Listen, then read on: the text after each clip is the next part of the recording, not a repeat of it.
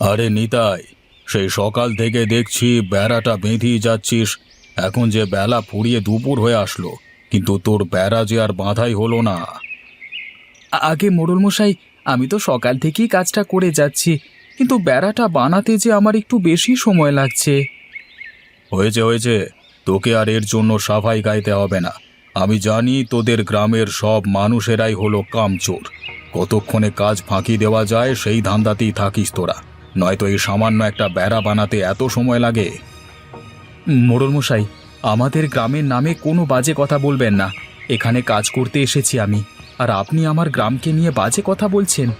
একটা কথা ভুলে যাবেন না, আমার গ্রামের মান সম্মান বলে অন্তত কিছু একটা আছে। আর এতই যখন আমাদের গ্রামের মানুষকে দেখতে পারেন না, তাহলে আমাকে কেন ডেকেছেন? এই বেড়া বানানোর কাজটা তো আপনি করলেই পারেন, তাই না? ওরে আমার মান সম্মান রে, করে খাস কাজ, তোদের আবার নাকি মান সম্মান? অনেক হয়েছে, এবার জলদি করে বেড়াটা বেঁধে ফেল, নয়তো তোর পারিশ্রমিক কিন্তু আমি কমিয়ে দেব। কি বললেন? আমার পারিশ্রমিক কমিয়ে দেবেন? ঠিক আছে, আমি এই চললাম। আমি আপনার কাজ করবই না, যা করেছি এটাই অনেক। আরে যা যা, তোর মতো এরকম কাজের লোকের অভাব এই গ্রামে কখনো পড়েনি। একটা কথা কান খুলে শুনে রাখ, ভাত ছেটালে কাকের অভাব হয় না, বুঝলি?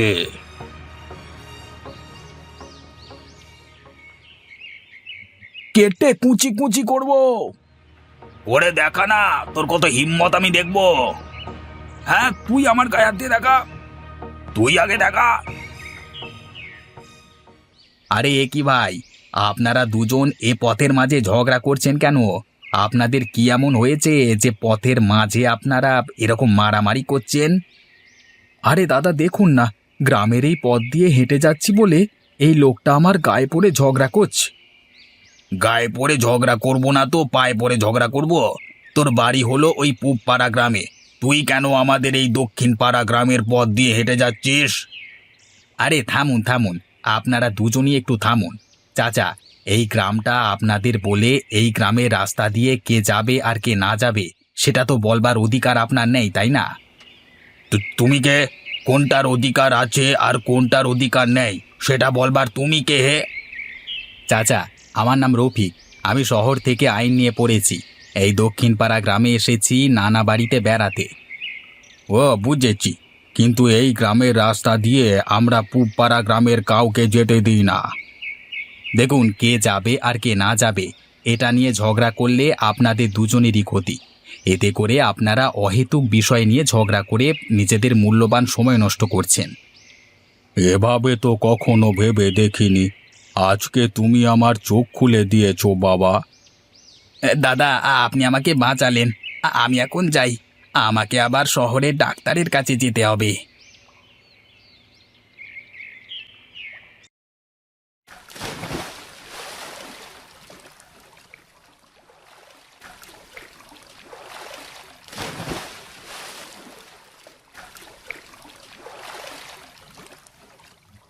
দেখেছিস ভাই সুরেশ, আজকে আমরা কতগুলো বড় বড় রুই মাছ আর কাতলা মাছ ধরলাম, কিন্তু একটা ইলিশ মাছও ধরতে পারলাম না। সব ইলিশ মাছ নদী থেকে গায়েব হয়ে গেল নাকি? ইলিশ মাছ তো আজ প্রায় বছর খানেক ধরতেই পারছি না।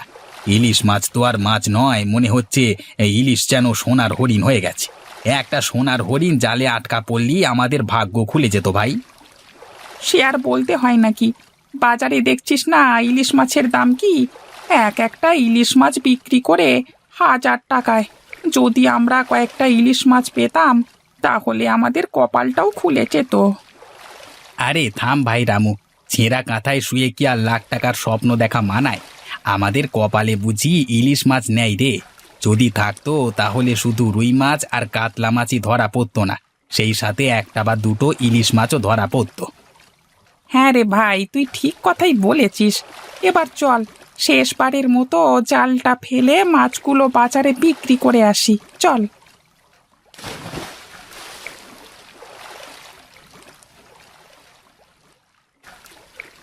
হ্যাঁ, আরে ভাই সুরেশ, দেখ দেখ, একটু আগেই ইলিশের কথা বলতে না বলতেই এবার কত বড় একটা ইলিশ মাছ ধরা পড়ছে। হ্যাঁ, এবার বুঝি আমাদের কপাল খুলে গেল রে।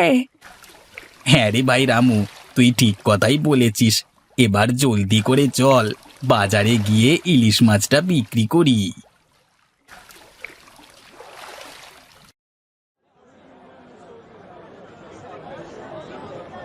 ওরে বাপ রে বাপ, কত বড় একটা জিনিস ধরা পড়েছে! এত বড় ইলিশ মাছ কে কিনবে? সে যাই বলো দাদা, এত বড় ইলিশ কেনার সাধ্য শুধুমাত্র আমাদের দক্ষিণ পাড়া গ্রামের মানুষেরই আছে। তুমি দেখে নিও, এই ইলিশ মাছ আমাদের দক্ষিণ পাড়াতেই যাবে। আমাদের পূব পাড়া গ্রামের মানুষ কি ভেসে এসেছে নাকি? দেখো, এই ইলিশ মাছ আমাদের পূব পাড়া গ্রামেই যাবে। না, আমাদের দক্ষিণ পাড়ায় যাবে। না, আমি বলছি এই ইলিশ মাছ আমাদের পূব পাড়া গ্রামে যাবে। এই ইলিশ শুধুমাত্র খাবে আমাদের পূর্ব পাড়ার গ্রামের লোকেরা। না, আমি বলছি দক্ষিণ পাড়ায় যাবে। বলছি পূব পাড়ায় যাবে। তবু এক থাপ্পড় মারবো। মার না, গায়ে হাতটা দিয়ে দেখা, হাতটা কেটে ঝুলিয়ে দেবো। এই রে, কি থেকে যে কি হয়ে গেল! বাজারে সবাই তো দেখছি আমাদের একটা ইলিশ কেনবার জন্য একজন আরেকজনের সাথে ঝগড়া শুরু করে দিয়েছে। ওরে রামু, চল চল, ইলিশ নিয়ে এখনই পালাই, চল। হ্যাঁ রে, পালানো ছাড়া যে আর কোনো উপায় দেখছি না। আর এখন যদি না পালাই, তাহলে দিন শেষে আমও যাবে, ছোলাও যাবে। এর যে বরং চল পালাই।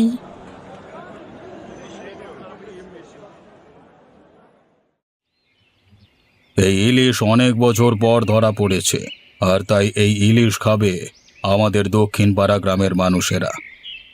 না না, এটা তো হতে পারে না। এই ইলিশ খাবে শুধু পূর্ব পাড়া গ্রামের মানুষেরা। এই যে মোড়ল মশাইরা, আপনারা দুজনে যদি বিচারের মধ্যে ঝগড়া শুরু করে দেন, তাহলে আপনাদের গ্রামের মানুষেরা কি বসে থাকবে? এভাবে তো ঝগড়া না থেমে উল্টে বেড়ে যাবে।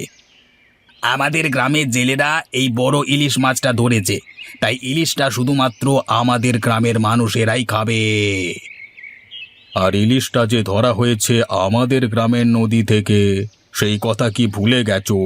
যেহেতু আমাদের নদী থেকে ইলিশ মাছ ধরেছে, তাই এই ইলিশ মাছ খাবে আমাদের গ্রামের মানুষেরা, ঠিক আছে?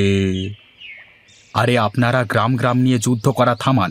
আমি আপনাদেরকে সুন্দর একটা বুদ্ধি দিচ্ছি। এই ইলিশ মাছ আপনারা দুভাগ করে নিয়ে যান, তাহলে আপনাদের আর ইলিশ নিয়ে ঝগড়া করতে হবে না। ঠিক আছে, কিন্তু আমাদের তবে মাছের মাথার দিক দিতে হবে। না না, তা হবে না, মাছের মাথা নেব আমরা। আরে থামুন আপনারা, আমি আপনাদেরকে নতুন একটা বুদ্ধি দিচ্ছি। আরে রাখো তো তোমার বুদ্ধি, তোমার বুদ্ধি তো প্রথমে কাজ করলো না। আরে না না, কি বুদ্ধি সেটা তো আগে বলো। আর সেই বুদ্ধিটা হলো, আপনারা এই ইলিশ মাছ দিয়ে বড় একটা হাঁড়িতে খিচুড়ি রান্না করবেন। এরপরে দুই গ্রামের মানুষ মিলে সেই ইলিশ খিচুড়ি খাবে। এতে করে কে ইলিশের কোন দিকটা খেলো সেটা বুঝতেও পারবে না, আর পূব পাড়া দক্ষিণ পাড়া করে ঝগড়াও হবে না, বুঝলেন? তাই করো, এই ইলিশ দিয়ে তাহলে খিচুড়ি রান্না করো করো। আহা, দুই গ্রামের ইলিশ মাছ দিয়ে রান্না হচ্ছে খিচুড়ি। আহা, কি সুন্দর ইলিশ খিচুড়ির ঘ্রাণ রে বাবা। মনে হচ্ছে আমাদের গ্রামের ইলিশ খিচুড়ি রান্না করছে, তাই তো সুগন্ধ বের হচ্ছে। আরে না না, আমাদের গ্রামের বাবুর্চিরা এই খিচুড়ি রান্না করছে, তাই এত মজার ঘ্রাণ বের হচ্ছে। না, এটা আমাদের গ্রামের বাবুর্চি। আরে না না, এটা আমাদের গ্রামের বাবুর্চি। এই যে মোড়ল মশাইরা, এবার আপনারা ঝগড়াটা থামান। আমি বলছি, এই খিচুড়ি কোন বাবুর্চি রান্না করছে? আমাদের গ্রামের বাবুর্চি, তাই না? না না, এই বাবুর্চি আমাদের গ্রামের, তাই না? আরে আমি বলছি, এই বাবুর্চিরা হলো আপনাদের দুই গ্রামেরই সেরা সেরা বাবুর্চিরা মিলে ইলিশ মাছের খিচুড়ি রান্না করছে, তাই এত মজার ঘ্রাণ বের হচ্ছে। এখন আপনারা দুই মোড়ল মশাই যদি মিলেমিশে কোনো কাজ করেন, তাহলে দেখবেন আপনাদের সেই কাজও খিচুড়ির মতো অনেক ভালো হবে। আরে তাই তো, তুমি তো ঠিক কথাই বলেছ। এসো বন্ধু, আজ থেকে আমরা মিলে গেলাম। হ্যাঁ বন্ধু, আজ থেকে আমরা দুজন একসাথে কাজ করব, আর কখনো এক গ্রামের মানুষ অন্য গ্রামের মানুষের সাথে ঝগড়া করব না। আরে বাহ, দুই গ্রামের দুই মোড়লকে একসাথে খেতে দেখে তো আমার খুব ভালো লাগছে। আজকে দুই গ্রামের এক ইলিশ মাছের কারণে তারা সবাই আজ এক হয়ে গেছে। এটা দেখতে আসলেই অনেক ভালো লাগছে। এতদিন তো দক্ষিণ পাড়া গ্রামের সাথে পূর্ব পাড়া গ্রামের মানুষের সাথে ঝগড়া লেগে থাকতো। তারা সব সময় একজন আরেকজনের সাথে ঝগড়া মারামারি করত। কিন্তু এখন দুই গ্রামের একটা ইলিশ মাছ আজ তাদের সবাইকে এক ছাতার নিচে নিয়ে এসেছে। এটা দেখতে আসলেই বেশ ভালো লাগছে। হেভি হয়েছে খিচুড়ি, দারুণ করেছো গো।